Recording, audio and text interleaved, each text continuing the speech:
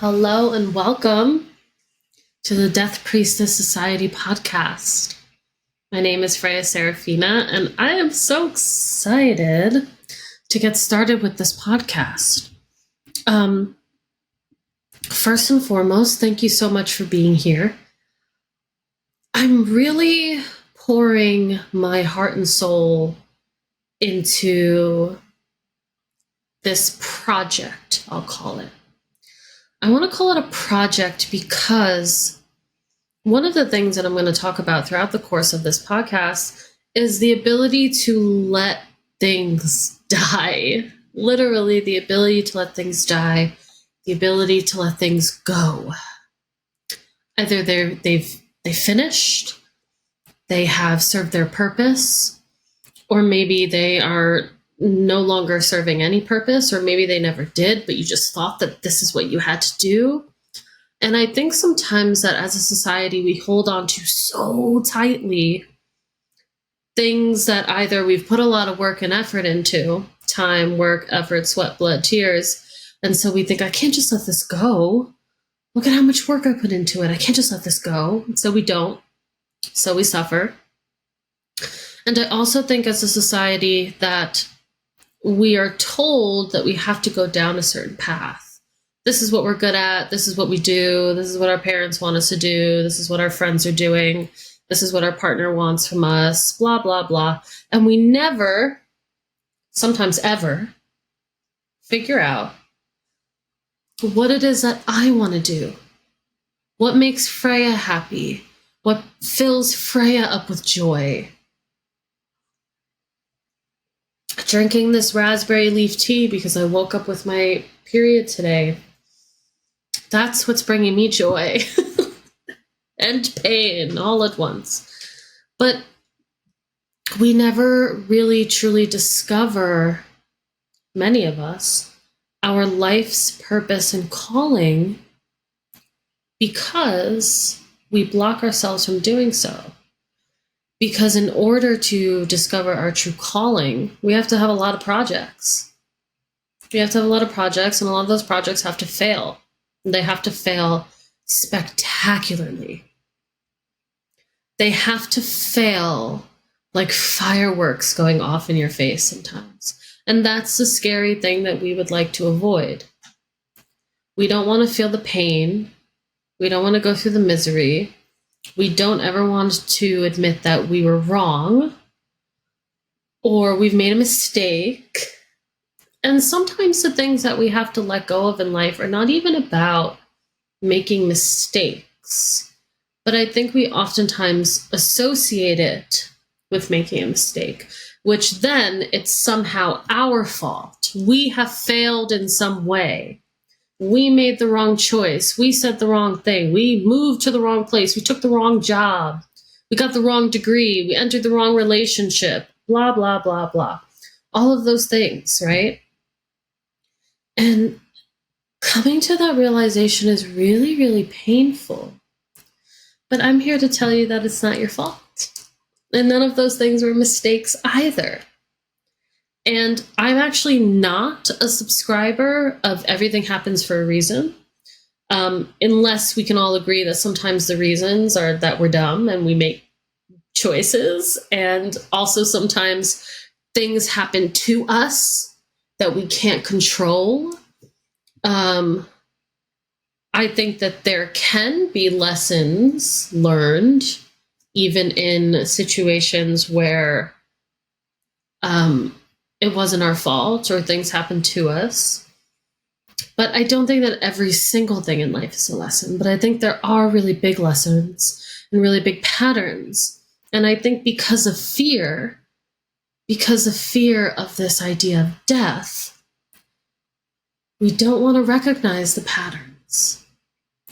We don't want to step outside of this rhythm that we have forced ourselves into because the enemy you know is better than the enemy you don't, something like that, right? Or the friend I don't know, but you know what I mean.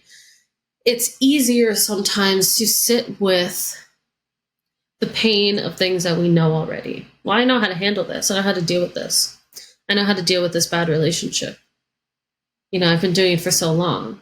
I know that when this person walks in and they're walking a certain way or they're breathing differently, I know what to do with that. Shouldn't have to live like that. And that applies to many, many other things in our life, right?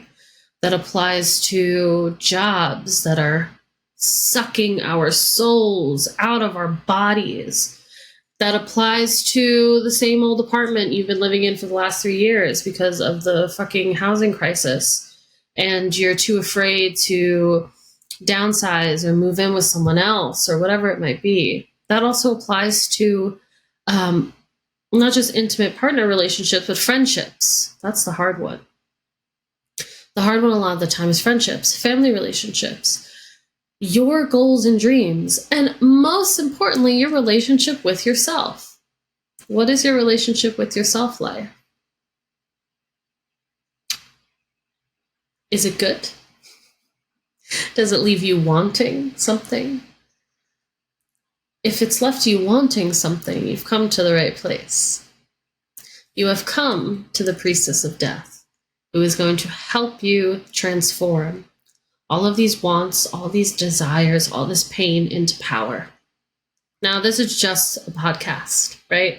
I will not pretend that I'm going to reach through the microphone, or if you're watching this on YouTube or somewhere else, through the screen. I'm not going to pretend like everything I say to you is going to have some massive transformational effect and you are going to be changed tomorrow. No, that this is a space where we get to work through all of the programming and all of these societal structures that withhold women's power, withhold women's mysteries, and withhold women's wisdom and women's intimate and inherent ways of knowing. This is a podcast where we will look at archetypes, we will look at myth, we will look at mystery, we will look at social and religious structures that keep women down. We will explore the goddesses of death and why they have been, and many of their stories have been rewritten through a patriarchal lens. We're going to review everything. At the end of the day, it's all about reclaiming your personal power as a woman, your autonomy, your sovereignty, your sacred self. Now, besides this podcast, where we will talk about all of those things and more, and I will interview and speak with a bunch of really amazing people, I also will be offering workshops, women's circles, full moon circles, programs, and trainings that will help you reclaim who you are meant to be. But you got to take a chance, and you have to let some things die. And dying can be really scary. And again, I don't mean a physical death, right? I don't mean a physical death, although sometimes when we experience the physical death of others, we go through profound periods of transformation. And I want to say on that note that if you have come to this space or you've come to this podcast because you've experienced immense physical, emotional, mental, spiritual loss in your life, this is still the place for you. Because this podcast, these talks, my trainings, my workshops are all geared towards healing. What I had to let die in my own life were patriarchal structures. I had to let go of the path I thought my career was supposed to take. I've had to let go of a ton of relationships, but more importantly, I had to sit down and analyze why I was holding myself back from living the life that I wanted to live. You know, we all experience burnout. Unfortunately, that is the society in which we live currently. We are overworked and overtaxed and over everything else, and we experience burnout on a daily basis. But when your burnout is coming from your passion, I want you to analyze if that's really what your passion is. I'm not saying that if you're pursuing your passion, you won't be tired, you won't need rest, you won't need cocooning time and space, because you will. But if you are dragging your feet to do something that is supposedly your passion, I would like you to reevaluate if that is the case. Now, I've done a bunch of rambling because this is the first episode, and I'm really casting some lines, throwing out some nets, putting my feelers out. I'm calling out to the people who need to find this space. I'm calling out to you. And I'm calling out to my future self, who is very, very proud of me right now for taking these steps on my own path, on my own journey of healing, my own journey of death and rebirth, rebirthing with healing. That's what we are here to do. So I will start with a bit of my own story, of the things that I have let die.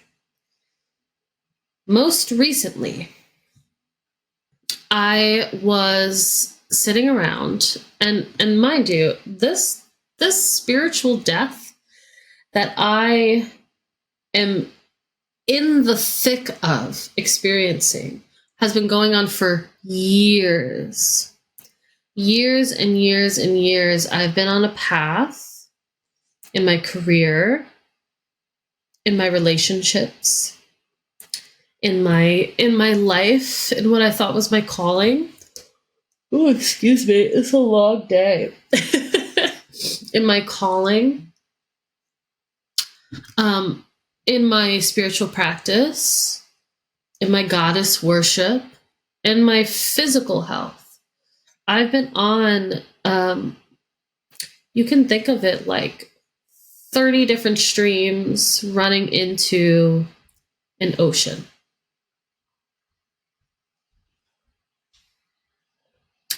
And all of these streams, I kept very neatly in all of these different compartments. They don't touch each other. They're not friends. They're not related. They don't know anything about one another. And if one started to fail, well, I would just, bolster up the other one and everything would be fine. That's what I told myself. It's not true. Nothing was fine. And it took real physical pain for me to stop and breathe and, come up from the water and look around and see what the fuck was really going on. But it takes years sometimes, and I'm here to attempt to accelerate that for everybody else. I have always been an actor. I've always been an actor. I've wanted to be an actor since I was little. Well, that's what I used to think anyway. I went to college for acting. I got 2 separate master's degrees, one in theater and one in film. Of course I want to do performing arts. Of course I want to be creative. I want to be in the entertainment industry. Of course I do. At the same time, I was in a series of abusive romantic relationships. I've experienced bullying in friend groups. I was losing friendships and building new friendships. I was changing cities. And I had a horrendous, now that I'm really starting to unpack everything, a horrendous family dynamic. And I had a terrible relationship with my body, with myself. But all of those things were compartmentalized. And even though I was being abused physically, emotionally, mentally, sexually, and financially, but I could get up and I could finish a master's degree and I could go book a job And I could go travel here, and I could work 5 jobs at once and make ends meet because my partner refused to work. And I could do this and I could do that. And I get into a huge argument with my mother about what I looked like. And I could still get up and go to the audition and book it. So I was fine. I was fine and thriving. It's fine. It's great. This is just what life is like. It's hard. It's not supposed to be that hard. It's never supposed to be that hard. And when it came to the physical health of my body, that was always the very last thing. I was always the last thing that I would take care of. Oh, well, when I get this kind of job and I get really rich, then I'll worry about my health. Then I'll worry about my body. Oh, when I, move out of here and I buy a house. LOL. When I move out of here and I buy a house and I finish school and I get into a better relationship, then I'll worry about me. Then I'll worry about my health. Then I'll worry about my body. I'll take care of that later. I've got so much time. Well, I didn't have any time. And now I have a chronic illness. I have chronic pain. I have finally figured out at least, what's going on in my body. I'm having some spine issues. I now have to go to physical therapy. I have to take medication. But, over these last 3 years, there were a handful of times when I woke up in the morning and I could not walk. I could not stand up straight. I could not do anything. I couldn't twist my body. I couldn't turn. Hell, I was a yoga teacher. I should be able to do this. I should be able to do that. I was a dancer. I could move. I could all of these things. And I did not stop to rest because I was in constant fight or flight mode. But I have to do this, but I have to do that, but I have to do this. There was no one that could take care of me. And I wasn't taking care of me either. Then my back would get better. And I go, see, everything's fine. Everything's fine. And I would push and push and push and push. Then I entered a PhD program because I hate myself, apparently. And I said, this will be great. It's all online. And this time I thought everything was different. You know why? Because I was still placing my happiness in someone else. And now I'm in a really loving and healthy relationship. And don't worry, we're going to have episodes on how to heal from those really bad, awful relationships. We're going to, don't you worry. But this is a brief overview. I am now in a new home, rent a new apartment. I'm in a happy and healthy relationship that the person I'm with, I love very dearly and loves me and is responsible in the home and in life. I've gotten a new job. So now I have 2 jobs. Right now I have 1, but this is at that moment. 2 jobs. And you know what? I'm gonna work on a PhD. Great. What was I thinking? But for the first time, all of the sudden, things start to shift within me. Things start to shift around me. Now, I'm getting a PhD in women's spirituality, which really, is kind of how I've ended up here with you all recording this episode. Prior to this podcast, I was the host of a podcast called the Body Positive Goddess Podcast, which will be the nearest and dearest thing to my heart. But it was as if I was living a lie because I was preaching self-love and body neutrality, and I didn't feel any of that for myself. Thanks to my family dynamic and societal programming. But I am a firm believer that if you receive the right kind of programming and love at home, you'll be a stronger warrior in the streets. But I digress. We'll have episodes on that too. And then I had a podcast called The Seventh Daughter, where I started to explore all of the hidden goddess and female divinity and divine feminine beings and stories and myths and powerful women throughout history, and why their stories were erased, hidden, shifted, changed, rewritten through a patriarchal lens. And I was like, oh, this right here, this is my jam. Because I was still afraid. I was still afraid of what I really wanted. But I'm doing all of those things, and I'm like, see, I'm doing so well. I've got a new job, I got the PhD, I got the boyfriend, blah, blah, blah, blah, blah. And then I broke. I completely broke. I told the truth about childhood sexual trauma. I told the truth, and I was disbelieved and made to feel as if, well, that's not that big of a deal. Look what happened to me. From the people who are supposed to protect you the most. And I fucking lost it. And I went completely no contact with my immediate family members. And it is the best thing that I have ever done. It's a scary thing. And you don't even realize how much of an impact, a negative impact, people are having in your life until they're no longer there and you're still afraid. So I broke, and that happened.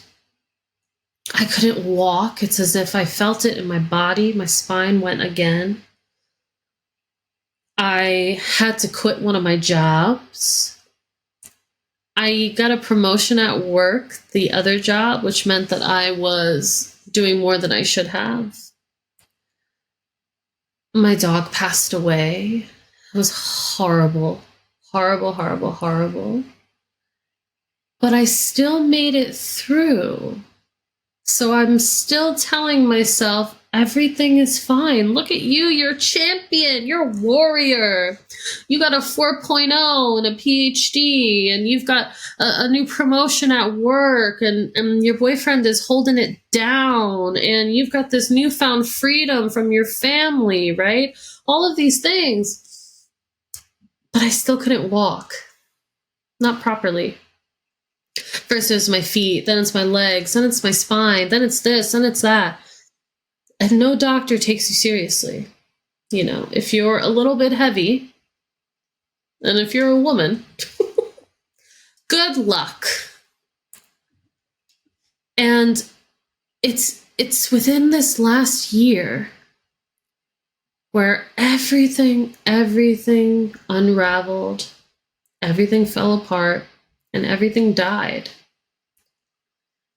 And it is only through that death of who I thought I would be, death of what I thought my career was supposed to be, death to what I thought family looked like, death to what I thought relationships looked like, death to what I thought financial stability was, death to every little thing that I planned about my life in my head, gone. Just gone. And I'm holding on like this to the point that I am digging the rope into my hand and I'm bleeding and there are shards of glass and I'm in a fucking car wreck, but I won't run away because no, look how much time and money and energy I've invested. Oh my God, my student loans are up my fucking asshole. I'm never going to be able to pay them. I can't just walk away from this. I can't just walk away from everything. Yes, you can. And I do not say that from a place of privilege. I do not say that from a place of financial privilege or stability at all. We were almost evicted. I do not say that from a place of just quit your job and do whatever you want, la la la. No. But I do come to you with a desperate plea. In all of the streams of things that you have going on, make sure the most well-tended of them is you. That is what I am asking you for in this first episode. To just make sure that in all of the things that you have going on in your life, that you do not come last. I know that's a difficult thing to say to mothers who have children, maybe mothers who don't have another adult who could support them on that journey, to people who are working multiple jobs, to people who do not have home housing security or food security, people who maybe you've gone a few days this week without being able to bathe properly or eat properly. Maybe there are people who are constantly, like I was, hounded by the bill pay date, by the due dates, by whatever else, by having to pretend at work or out in public that everything is fine when it's not fine. That is where I come to you from that space. You have to trust. And that is the hardest thing that someone can do. Trust in the process of death. If I didn't know me, I would say I sounded insane. Trust in the dying process so that something can be reborn. But we don't do this idly. And this brings me to the second part of what we're going to be doing here. Our goal is not to just lay waste to everything we see in front of us. Our goal is to not just watch everything burn and then do nothing about it. Our goal is to sit with ourselves and acknowledge, study, decipher, discern, learn what needs to go, and to set that shit on fire. And after you've done so, that is when you plant your seeds. That is when you make the earth and the soil ready. That is when you add the nutrients. Use it. Does anyone know? And please, someone writes me about this. Does anyone know the story of stone soup? I don't know if this is like jogging anyone's memory right now. But actually, my boyfriend did not know what stone soup was. And so I looked it up on YouTube for him. And there's some man that does all the voices, and it's really funny. So whenever my boyfriend's having a bad day, I yell it at him. But stone soup, so there's like a little witch in the woods or something, and these kids come, or she stumbles upon these kids, and they have all of these like garden vegetables or whatever, and she doesn't have any, and she's so hungry. And they're like, oh, we can't give you anything. I'm like butchering this story, but she basically is like, oh, I don't need any of that. I just need water and a stone. The kids are like, stone soup? You can't make soup from a stone? And so she puts a stone in, she makes soup. And then she basically tricks them. And she goes, this would taste so much better with onion, with carrot, with potato, whatever it is. They keep coming back. At the end, there's real soup. And the kids are like, wow, soup from a stone. But that story sticks with me because of the metaphor, right? We will get out what we put into something. And sometimes all we're starting with is a stone soup. It's a terrible metaphor, but I'm being serious here. When we clear away the bullshit, or we at least decide that's the bullshit I want to burn to the ground, we have to be ready with the seeds for something else. And I don't mean immediately, right? I don't mean immediately. I mean, okay, let me sit with this pain. Again, one of the most difficult things that someone can do. Let me sit with this pain, process this pain, but also, where can I acknowledge my role in creating this pain for myself? This is not easy work. This is not easy work. As someone who has experienced intimate partner violence on more than one occasion, having to sit and dissect and go, where did I make the mistakes here? Where did I behave poorly? Where did I participate in toxic behavior? Feels dirty. It feels fucking dirty. And yet it has to be done. But you don't have to do it alone. That's what I'm here for. I did mine alone. I did a lot of this all by myself. And you think sometimes, oh, well, your friends are supposed to be there for you. Your friends are supposed to help you. Yeah, and I've got some strong feelings about that. But also, everyone's got shit going on. Everyone does. And not everyone is equipped with the tools to help transmute pain in the way that we need them to, and to begin that process of healing. Sometimes that's on us. So here we are. And then, when you are ready, you begin to tend the soil for the things that you actually do want to grow. And that's the best part. When the earth is cleared, where you can see the fucking horizon and the sun is rising, and you're planting your seeds, and you're tending to your garden, there's nothing better than that. And then you still have to do the hard work of watching it grow, of making sure it grows. And we're going to be looking at how to do that. So it's not just going to be, oh, let's talk about all these horrible, terrible things that people experience and go through on a daily basis. It's not just going to be a trauma dump, though there will be some significant trauma dumping. But there's power weaved in. There's reclamation of power weaved in.